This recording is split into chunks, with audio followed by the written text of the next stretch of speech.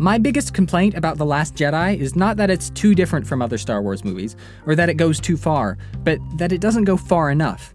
Every time the movie sets up some dark twist, it bends over backwards to undo it or brush over it as quickly as possible. Leia dies early in the movie, and then actually she doesn't. Poe costs the Resistance who knows how many lives, and then gets kind of promoted at the end. What are you looking at me for? Follow him. Finn and Rose fail in their side quest and then get bailed out at the last second like 3 times. Finn is about to sacrifice himself and then gets, saved. Rey is tempted by the dark side and then suddenly she's fine again. For all the running around and death that happens in the movie, it feels strangely like nothing happens. The movie has other nagging issues, like strange pacing. Every important scene is immediately followed by a joke.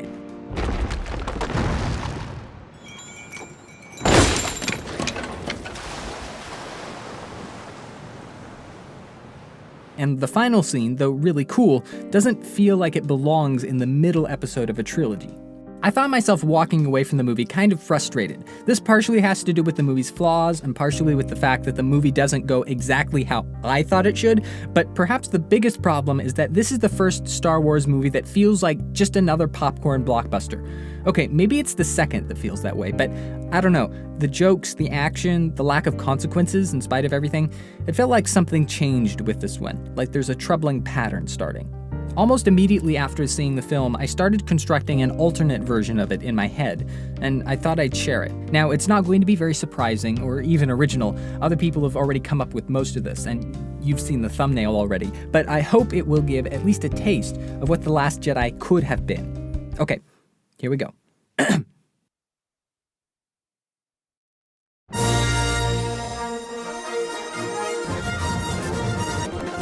We pan down, not to a spaceship battle, but to a wide shot of the planet Ahch-To, where Luke's island is. We see Luke and Rey standing exactly where they were when The Force Awakens ended. Rey hands Luke the lightsaber. Without speaking, Luke examines it carefully, then throws it towards the sea. And I'm not talking about a nonchalant toss over the shoulder. He turns and throws it as hard as he can. After a moment of shock, Rey reaches out and the saber flies back into her hand. Luke looks back at her, impressed and perhaps a little concerned, but then he turns and walks past her without a word. Cut to the space battle. This mostly goes the same as in the film, but Poe doesn't make any jokes about being on hold or hugs Mom or any of that. Hi, I'm holding for General Hux. After a solid Star Wars-y action scene setting up the situation with the Resistance without too many jokes, we end the scene with a huge explosion and a cut to black. There's dead silence for a moment. And then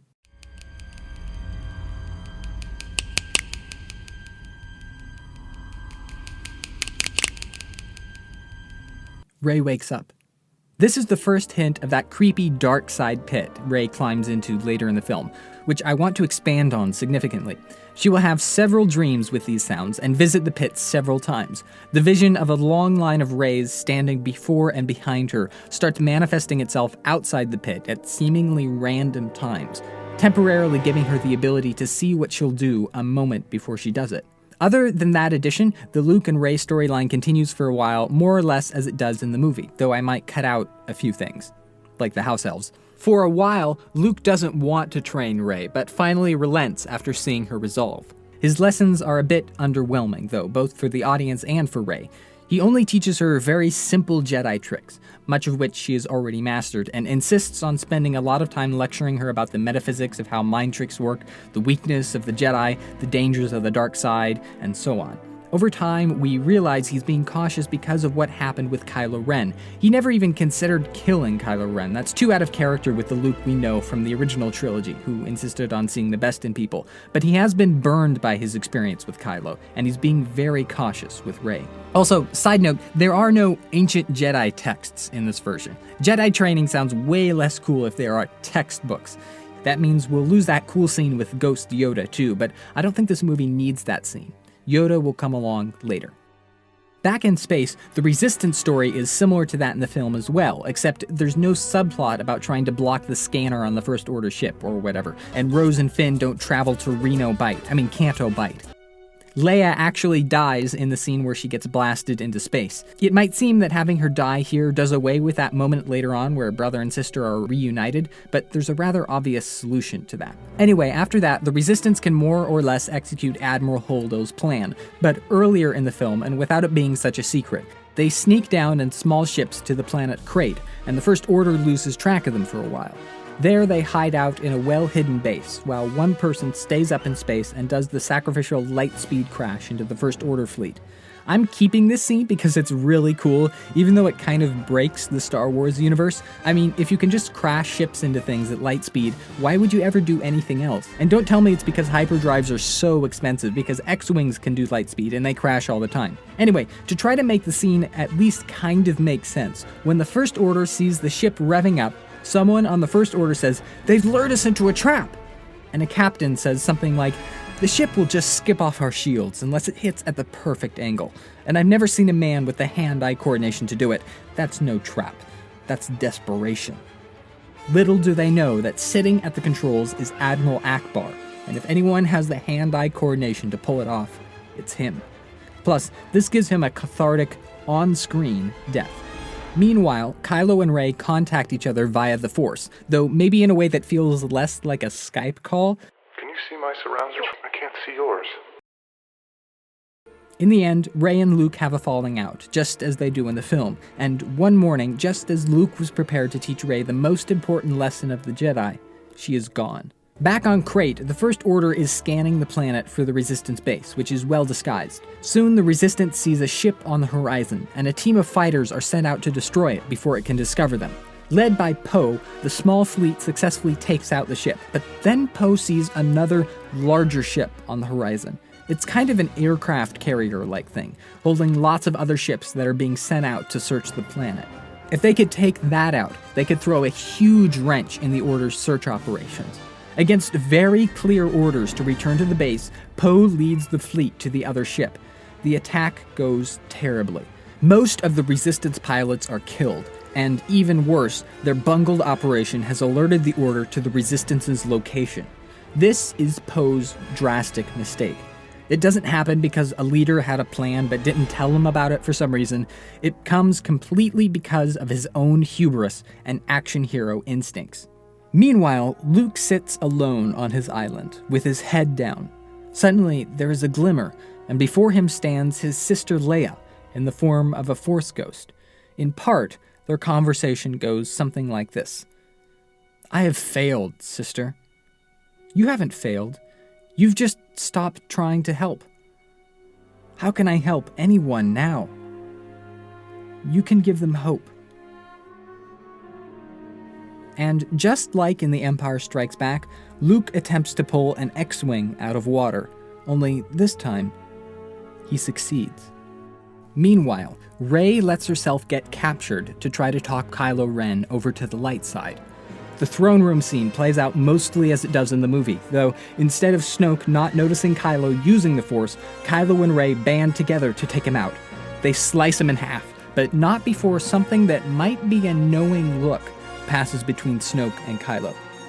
Then, after Kylo and Rey have taken out all of Snoke's guards, "Come with me. Come to the Resistance." The Resistance kills and destroys and calls itself the hero. They are a danger to everyone. They are of no use. The First Order is the only way to save the galaxy. "You can't fight darkness with darkness." Says who? Skywalker? You've heard the stories about him. Did he live up to your expectations?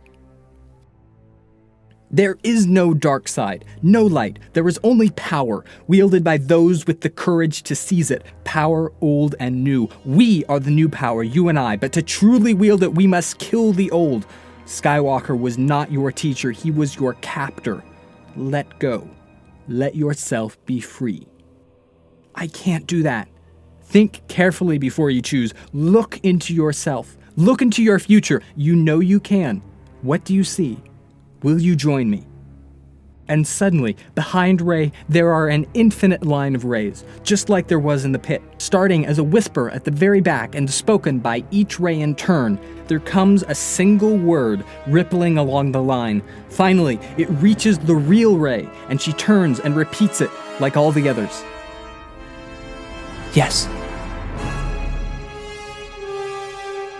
On Crate, the Resistance is mounting one last daring attack, but it isn't working. Most of their ships are obliterated. They're out of fuel and hope. Then, all of a sudden, there appears the Millennium Falcon, avoiding shots from the Order and landing amidst the Resistance fighters. "Chewie, how glad I am to see you! How'd you find us?" says C-3PO. Chewbacca gives a call and holds out the tracker that Leia had given Rey at the beginning of the film. "We can get out of here on the Falcon," says Finn, "but we need time. Maybe I can buy you some." It's Luke. Luke in the flesh, by the way, not a weird holographic thingy. He followed Chewie and the Falcon in his X-Wing. Maybe there's some hope after all. In the meantime, Rey and Kylo have also arrived at the scene. The Resistance base is quiet, and then out walks Luke Skywalker, unarmed and alone. Hux shouts orders to open fire, and all weapons do, on Luke, standing alone on the salt. Some blaster bolts land near him, but once the dust clears, we see that Luke has frozen every blaster bolt that would have hit him. They vibrate in the air before him, just like that bolt Kylo Ren froze in The Force Awakens. He turns them in the air, and suddenly they shoot back at the very weapons that fired them, taking out several AT-ATs. Kylo calls a halt to the firing. With everyone on both sides watching, Kylo and Rey step out and walk towards Luke. The three Force users stand silently, looking at each other. Kylo and Rey with lightsabers, Luke unarmed. "I'm surprised you came." So this is what it's come to. It's time for a new start, Skywalker. Luke is only looking at Rey, staring her down. "We are the new, and you are the old. Time to step aside and let your pupils lead the way." Luke is still only looking at Rey. "No, I will not let my mistakes cause any more harm to the rebellion." So be it. Kylo activates his lightsaber and springs on Luke. Luke force snatches the lightsaber out of Rey's hand, and suddenly it's a duel, with Luke back at the height of his powers, taking on his former student. Rey stands hesitant for a moment, and then, with all her will, tries to pull Luke and Kylo apart. "Stop this! Stop this now!" With a mighty force shove, she sends them both flying. Kylo lands at a distance, but Luke lands right at her feet. "Please stop. Step aside. This is our fight now." Luke gets up and looks at her. "Come back, Rey. You don't have to do this." "I'm sorry, Luke. Back there, I saw myself. I saw myself saying yes. It was the only thing that could happen." Luke almost laughs. "Foolish girl," he says slightly. "Don't you understand? No one can see the future, but those strong in the Force can show you what they want you to do. Didn't I tell you how mind tricks work? It was not your destiny you saw, it was Snoke's desire. He fooled you." "That can't be. Snoke is dead." Luke hesitates. Kylo has gotten up, but he stands back, letting the conversation play out. "Snoke is dead," repeats Rey, stiffening. "I chose this myself. You don't have to. This was always the way it was going to be, Luke. I saw it. You saw it in me too, but you couldn't admit it to yourself. You always insist on seeing the good in people." Back in the half-destroyed throne room, we see Snoke's body cut in half and lying still. Then, the upper torso stirs. It begins to writhe, and then the skin begins to shed itself, almost like a snake, revealing below a small body about the size of Yoda. This is Snoke's true form. Unlike the skin he had been wearing before, he steps out, unharmed, and looks down at the planet's surface below. "Let go, Rey. Almost there now." "I am not a child, whatever you think. Step aside, Luke. It's time for the old ways to end. It's up to us now." Luke shakes his head. "I can't allow that." He pulls his lightsaber back, but before he can do anything, suddenly, almost involuntarily, Rey's hand rises, and out of it shoots lightning, the kind the Emperor used in the original trilogy. Both Luke and Rey stumble back, but now it's Luke on the defensive. He drops his lightsaber, and Rey pulls it to her own hand again. But at that moment, two fighters swoop across the battlefield, kicking up dust and obscuring everything from view. It's Poe and Finn. They're trying to draw fire so the others can escape with Chewie in the Falcon. They've taken out several AT-ATs, but they can't get them all. Finally, Poe says, "Get to the others!" "What? What are you doing?" "Get to the others, Finn. That's an order." "What?" "Finn, It's a good name, isn't it? I'm glad you liked it. Suddenly, Finn realizes what's going on. Poe, don't you dare! But it's too late. Poe has lined himself up with the battering ram cannon and is streaking right towards it. Before anyone on either side can stop him, he flies straight into its mouth, and there's a huge explosion. The AT-ATs that were still standing are destroyed. The Millennium Falcon takes off with what's left of the Resistance on board, swooping low over the battlefield amidst the dust and pausing for a moment, then rocketing towards space. Everyone on board grows still, realizing that Luke Skywalker has just stepped among them. They all look to him, silently. "What now, Master Luke?" says C-3PO. Luke shakes his head and says nothing, looking out the window down at Rey and Kylo still standing on the salt. Then, from the cockpit, comes the call of a Wookiee. Luke looks over and smiles ruefully. "You're right, Chewie. That's just the place. Set the course." Back on the flats, Rey runs back to what remains of the Order's forces. "Give me a ship!" she shouts to the nearest captain. The captain hesitates. "I can't do that without orders from..." But with a flick of Rey's hand, the captain flies into the air, clutching his throat. "You will do as I say," she says coolly. "Track that ship and get me one so I may follow it." She lets the captain drop to the ground and he scurries off. Kylo looks at her in wonder, the faintest hint of a smirk on his face. He puts out his hand and something flies into it.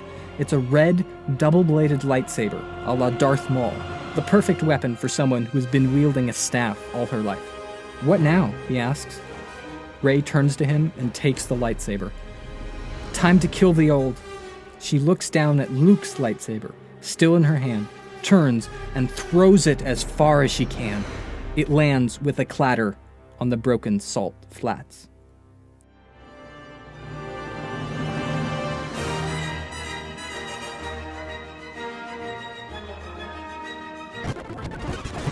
Thus, this version of Episode 8 ends with Leia dead, Akbar dead, Poe dead, having sacrificed himself to atone for his own mistakes, Luke alive but having failed in almost every way, Snoke alive, and Rey standing on the dark side with the First Order. In Episode 9, Rey will discover just how cruel Ben, Snoke, and the First Order are, and realize just in time what she is becoming. Luke's old lightsaber will return, perhaps appearing mysteriously in the hands of Maz Kanata, who seems to have a knack for that sort of thing.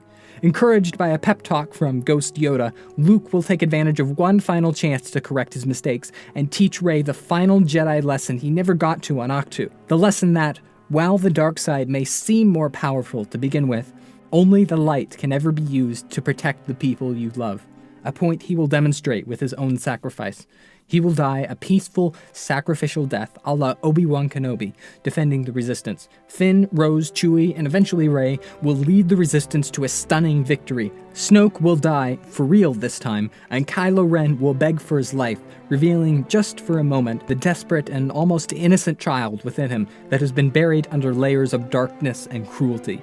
After a moment of hesitation, Rey will spare him. But the Resistance is still very small, and while their victory will be glorious, it will not be decisive.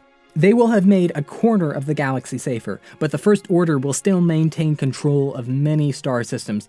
After a bittersweet goodbye to Rey, Finn, and the others, and with the war still undecided, Episode 9 will conclude with 3 children, telling stories of Luke Skywalker and his heroism, a scene that is far more fitting when it ends a trilogy rather than a middle chapter.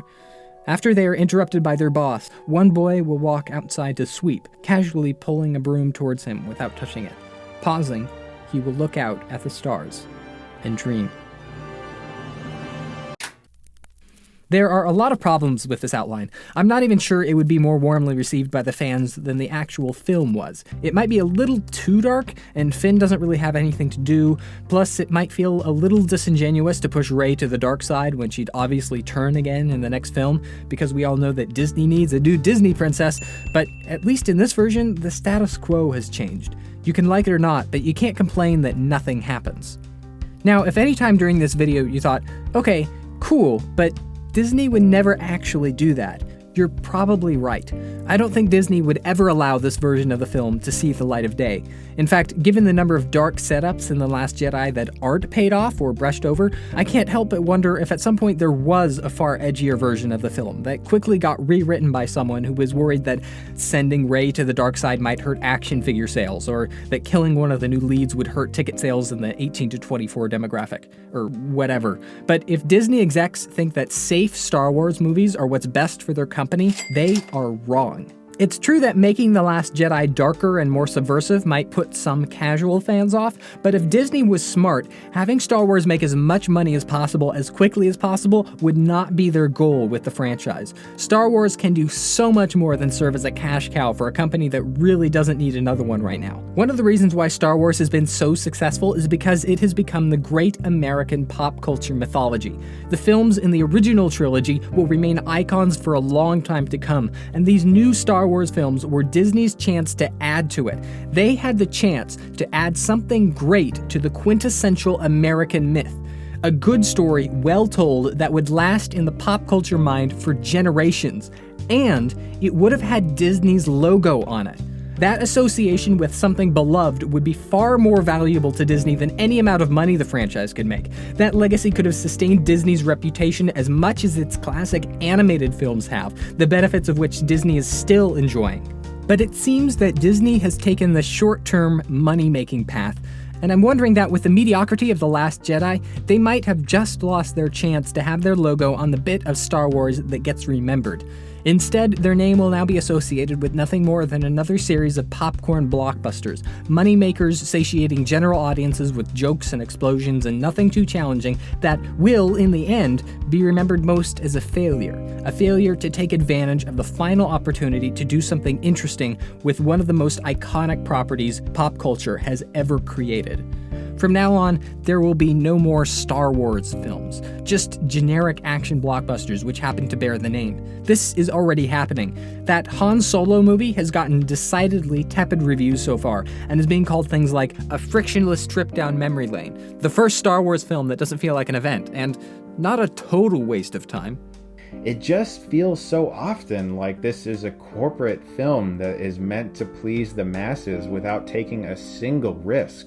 Sure, we may still get a decent Star Wars film every once in a while, but anything a daring filmmaker might pull off in spite of Disney's watchful eye will not be enough to withstand the endless avalanche of Star Wars-flavored mediocrity I'm afraid we're going to see. Or maybe I'm wrong. Maybe Episode 13, The Return of the Jedi, will win Best Picture someday, but I'm not holding my breath.